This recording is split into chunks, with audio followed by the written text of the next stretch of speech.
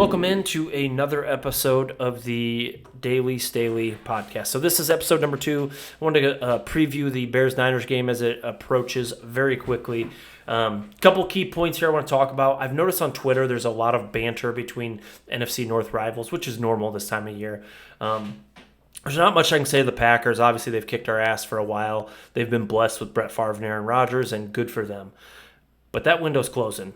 And I don't care what they say. They know it. We know it. Everybody knows it. Jordan Love ain't it. They're going to have to go get another quarterback. I don't see it. Kirk Cousins is in Minnesota. How long is that experiment going to last? All the people that defend Kirk Cousins seem to forget that he absolutely falls apart in some of the big games. He's consistent, but he'll have these games that are just head scratchers. I don't know. He's kind of like a less exciting Jay Cutler, I guess is what I'd say. He doesn't have the arm talent Jay had. He's maybe a little more disciplined. I don't think Minnesota's ever going anywhere with him. I truly don't. And that's not a dig at Cutler. I'm a Jay Cutler stan. I love Cutler. I think he was underrated, but Kirk Cousins, he ain't it. Aaron Rodgers, he's about to be gone. Jared Goff, he ain't it. Just telling you. So, I don't know. I think people are sleeping on the Bears a lot. I get it. First-year head coach, there's a lot of holes, a lot of guys off the waiver wire. It's kind of like the land of misfits. But I think Ryan Poles has a plan, and I think some of the waiver additions he added were absolutely incredible. You got some real starter caliber players. Weatherford, I think Leatherwood's a project, but he has a high upside. Armand Watts. I mean, there's a list of guys in there that are impressive. And when you look at this wide receiver core, and this is kind of what I was tying into with a lot of banter back and forth, a lot of people are laughing at the Bears depth chart and saying this wide receiver core is terrible. And it's so funny because I think they have 3 or 4 guys that are 4.5 or below speed, or 4.5 or quicker. You have Darnell Mooney, who's a true wide receiver 1. I don't care what anybody says.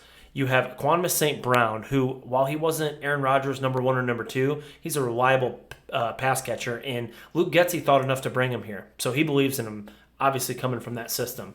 You have N'Keal Harry, who hasn't panned out to be what we thought he was going to be yet, but he was a first-round draft pick as a wide receiver, and Belichick thought enough to draft him. So I think there's still a lot of upside potential there. Byron Pringle's a speed guy. Tajay Sharp can go up and high point the ball. You have multiple guys. Velus Jones Jr., super explosive. So I just think this isn't a top 10 wide receiver group, but it could be. I really think that. With the speed they have and the depth they have, I think that this wide receiver group is going to surprise a lot of people. And I think a lot of people come midseason who've been laughing in the NFC North are going to be like, shit, these guys aren't as bad as I thought they were. Another person who's constantly slept on, which just drives me nuts, is David Montgomery. And he's not only slept on by rivals, he's slept on by Bears fans. I remember when Khalil Herbert came in and had a couple good games, people were like, should we ship out David Montgomery? All the writers were like, oh, geez, maybe it's time to move on from Montgomery. You can't pay a running back. And it's like, shut the hell up. David Montgomery is like a Matt Forte with a little less top end, but way better tackle breaking.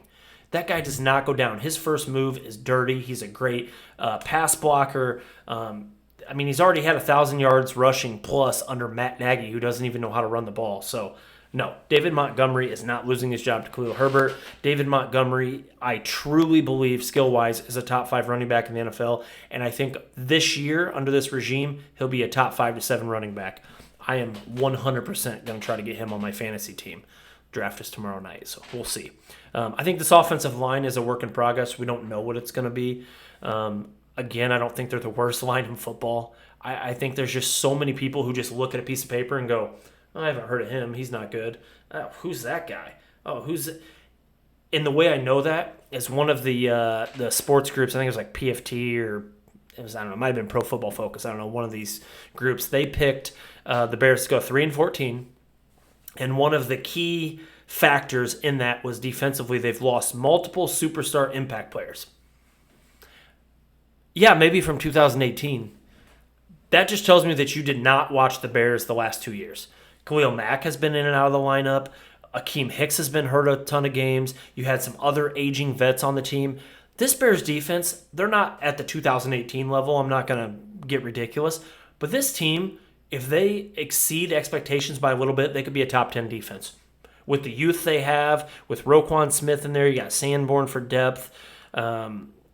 You've got some guys that can rush the quarterback, and you've got some guys that are ball hawks. If Eddie Jackson has a bounce-back season at all, watch out. The Bears could get a lot of turnovers. So, keep sleeping on them.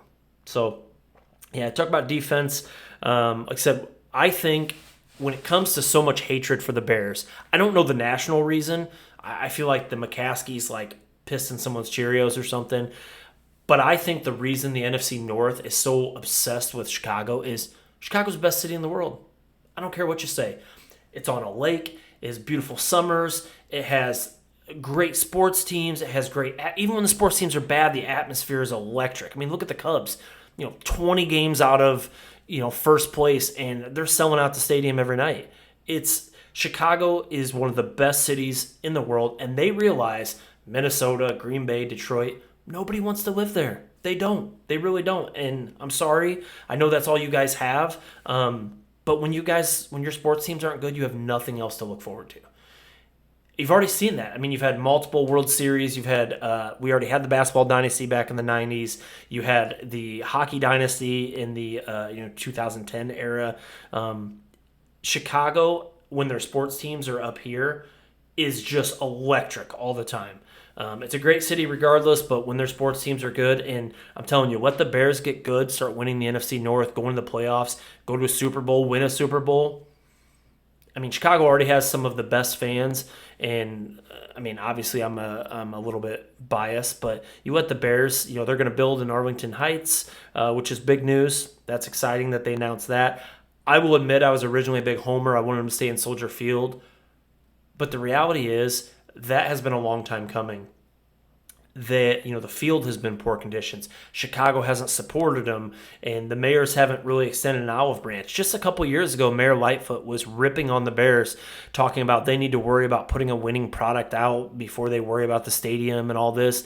And I think that pissed the McCaskies off. I think they were like, you know what? We're literally billionaires, and you don't think we'll leave Chicago? We're out of here. By the time she's extended the olive branch now, she just looks like, a disgraced ex who's desperate to hold on. And now I even saw her, I think it was yesterday, she's like, well, we have a plan B and C and D, and I'm a planner. And it's like, no, you're not. If you were a planner, you would have extended the olive branch 2 years ago, 3 years ago, and you would have said, look, we want to make this right. Do you guys want to renovate? Do you want to tear it down? What do we need to do? Do we need to look into a way that you can expand and make parking better instead of just having some architect draw up some shoddy half-looking dome in the same location that doesn't solve the problem? That page has turned. The Bears are gone. They're going to Arlington, and now I'm on board. I've gotten over the folklore. I've been to games at Soldier Field, albeit plenty more before it leaves, and I'll always cherish those memories. But the reality is, it's time to get in the new age. It's time to have a stadium that can host a Super Bowl. It's time to have, a ballpark-type village thing outside of it.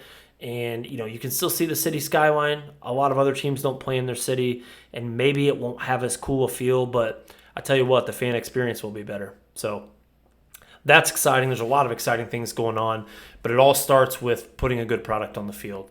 And I think this regime is prepared to do that. I think this year is going to have some ups and downs, but I think when you move into the 2023 season, you're going to see what should be a playoff team if they add a couple key pieces. 2024, they should compete and be in the playoffs. I think you're going to see, for the first time since probably Lovie Smith, I think you're going to see a head coach who stays here for close to a decade. I think you're going to see, I think you're going to see star players want to come to Chicago again. They're, the talk of the new stadium. They're going to be competitive. Chicago's a great city. That's how much I'm bought in. And maybe that's ridiculous. They haven't played a single game, but I'm that bought in. And if this is an old takes exposed, I'll be happy to go back and say, wow, I was wrong. But this is the first time I've really felt like this in a long time. Even after the 2018 season with Matt Nagy, some of it just felt like an apparition. I'm not going to say I wasn't high on Nagy because I was for a while, but I still saw the offense struggling. I still wasn't convinced about Mitch. I still saw things that made me go, geez, I just don't know. And then 2019, 2020, 2021, you're like, okay, yeah, this guy ain't it. But I think this regime's going to be different.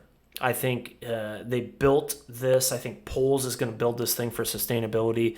And I tell you what, I think the Bears are going to win week 1 versus the Niners. I predicted that. I predicted a 24-21 Bears dub. I think Trey Lance will struggle. I think the Bears defense is going to be better than what people realize. And if they can establish a run game versus San Francisco, I think the Bears are going to win this game week 1. And I think that is going to put a lot of people on notice. And you got to go week 2 to Lambeau, which is going to be very hard. But you got a couple winnable games after that Lambeau game. And I mean, who knows? Green Bay's not unbeatable, especially early in the year. We've seen Aaron Rodgers struggle early in the year. The Bears have went up there and damn near beat him. Anything can happen. Win week 1, put people on notice, get people nervous. Bear down.